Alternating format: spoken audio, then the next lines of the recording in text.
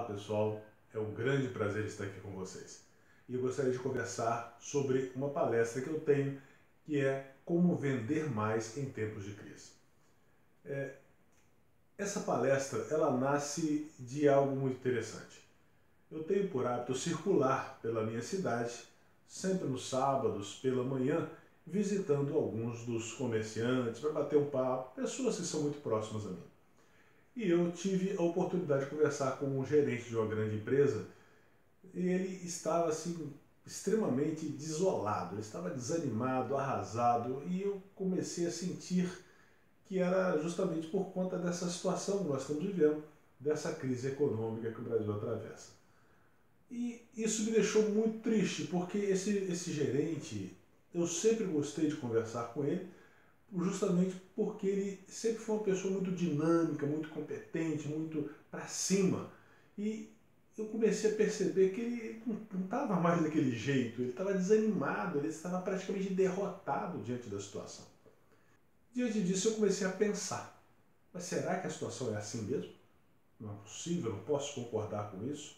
Porque tem empresas que estão crescendo, que estão se mantendo no mercado e ele está desanimado desse jeito? Não, não é possível. Será que alguma coisa pode ser feita? Então eu comecei a pensar no que nós podemos fazer para que uma empresa, mesmo em momentos de crise, elas possam se manter no mercado, crescer no mercado. E aí começa justamente com essa proposta de como vender mais em tempos de crise. A proposta é uma proposta audaciosa, desafiadora, porque ela está nela implícita ou explícita, posso dizer, a proposta de crescer no momento de crise. E alguém pode até pensar que isso é impossível. Impossível eu não vou concordar. Difícil sim.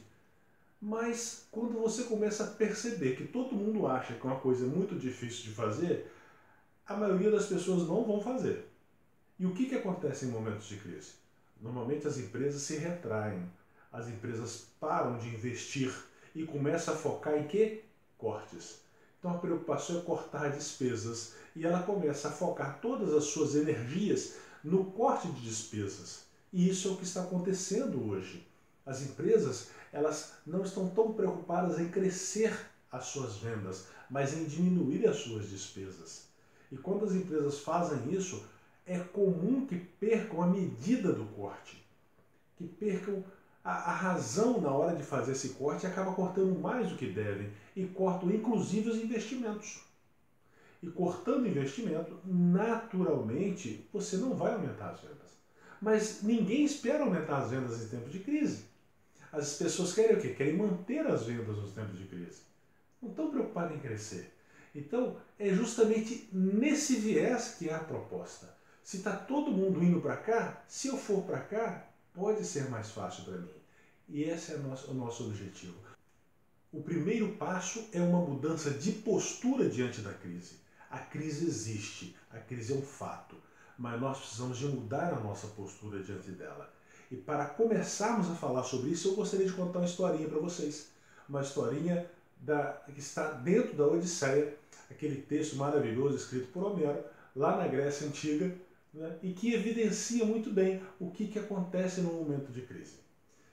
E esse texto ele começa quando justamente no fim da Batalha de Troia. A Batalha de Troia ela acontece assim de uma forma tão sangrenta, tão desastrosa, que Zeus, que é Deus grego, ele resolve punir algumas pessoas. E Odisseu, que os romanos deram o nome de Ulisses, é uma das pessoas escolhida por Zeus para ser punido. E qual é a punição que Zeus dá para Ulisses, que dá para Odisseu? É dificultar a sua viagem de retorno para casa. Ele era rei de Ítaca e ele teria que voltar por mar para Ítaca, onde lá estava sua família, né, sua esposa Penélope, e ele, por mar, Zeus começa a colocar dificuldades, dá ordens a Poseidon, que dificulta a viagem, e ele começa a enfrentar uma dificuldade atrás da outra.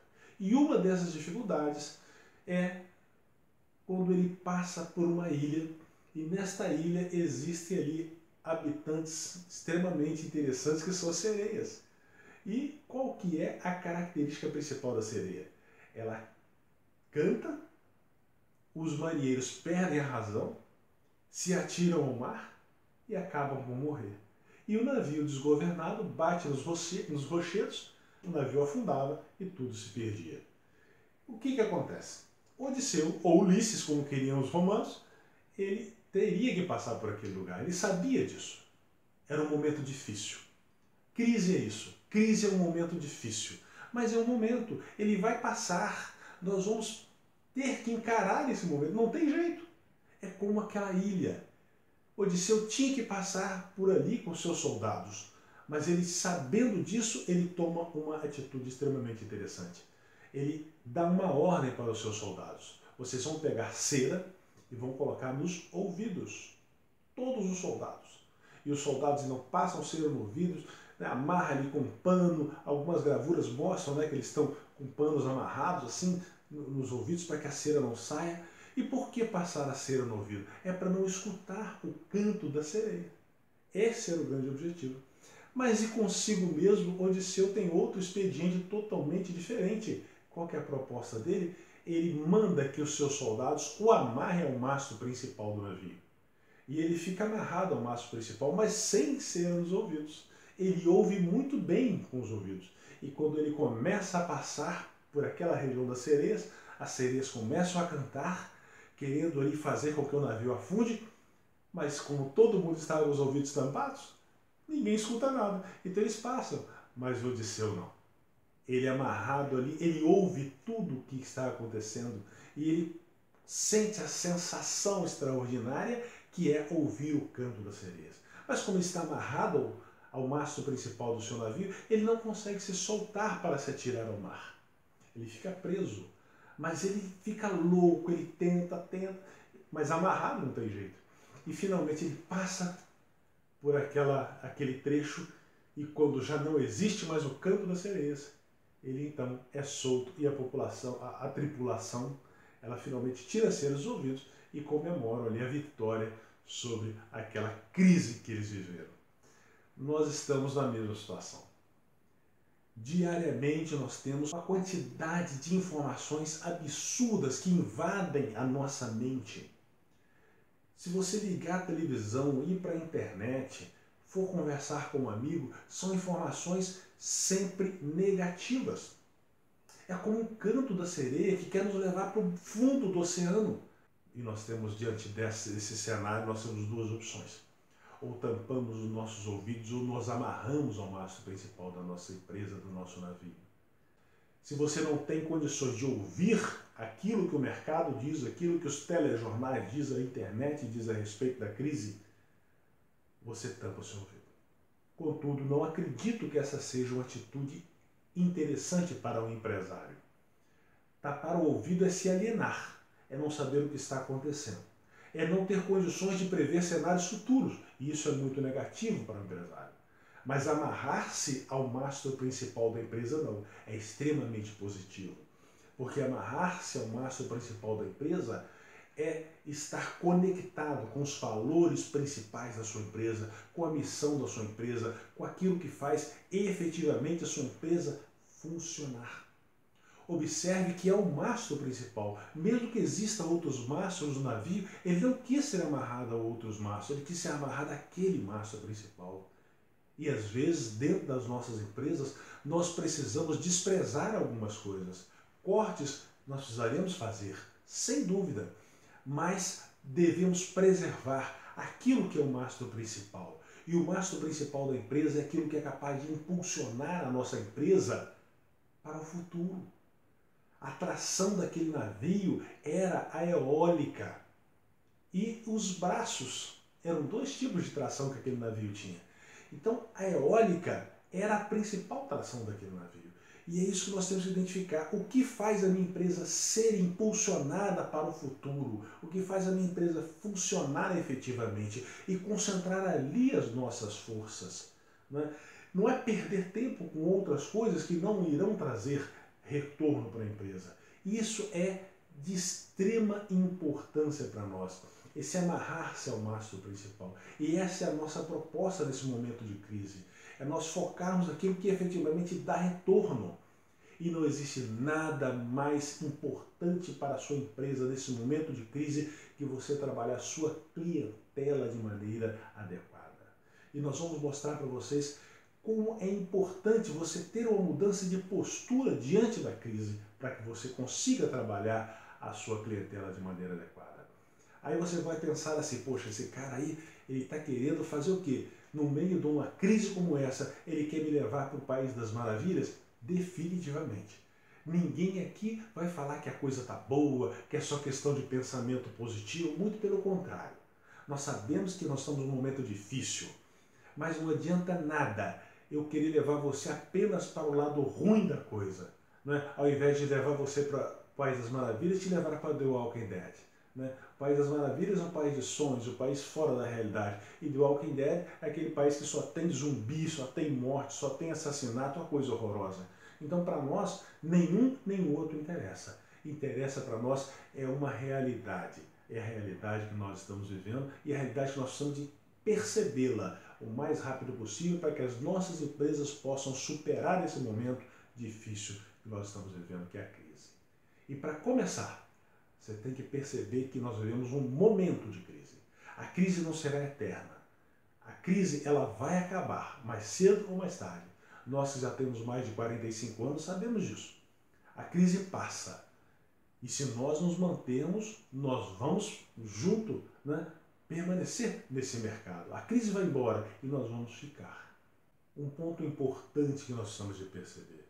O cliente, ele mudou radicalmente de 2 anos para cá. Há 2 anos atrás, a coisa ainda estava dando para levar.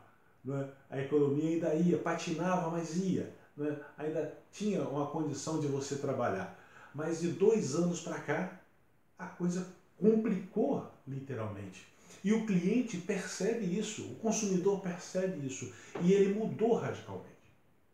Hoje o consumidor ele está mais receoso. Ele já não compra mais com a mesma facilidade que ele comprava há 2, 3 anos atrás. Ele se preocupa, por exemplo, se ele vai ter o seu emprego. Nós estamos vivendo um momento que nós estamos tendo aí em torno de 200 demissões por hora. E esse cliente sabe disso. Então ele pensa, será que eu vou ter o meu emprego daqui a 6 meses? Então ele não faz um crediário no seu cartão de crédito, ele não compra, às vezes, uma roupa para pagar de 12 meses, de 10 vezes, de 5 meses. Por quê? Porque está preocupado. Isso é ruim por um lado, mas é muito bom para o outro, porque mostra que o nosso cliente ele está mais consciente com o consumo. E nós temos de pensar sobre isso. Se ele mudou, eu também preciso mudar. Se o cenário mudou, a estratégia de venda também precisa mudar. Porque senão eu não vou conseguir me adaptar. Eu preciso de perceber que o cliente ele já não é mais aquele cliente otimista de 2, 3 anos atrás. Ele é um cliente mais pessimista. Mas eu não posso me deixar contaminar por esse pessimismo. Nós somos vendedores. Nós somos pessoas que têm que ter a capacidade de passar para o outro um sentimento positivo. E para isso nós precisamos de nos vacinar, tomar uma vacinazinha contra esse pessimismo que está aí. Né? É ter a capacidade de ouvir, como eu disse, eu ouvia o canto da sereia, mas ele não se atirava ao mar. Né? E amarrado ao mastro principal da nossa empresa, né, os valores da nossa empresa, sabendo aquilo que nós queremos efetivamente, nós vamos conseguir isso. Né? Bom, não podemos permitir que esse pessimismo nos contamine e, principalmente, contamine a nossa equipe de vendas.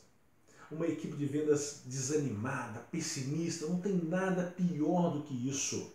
Pense bem, você já imaginou alguém vencer uma batalha para a qual já se começa derrotado? Ninguém vence uma batalha já começando ela achando que está derrotado.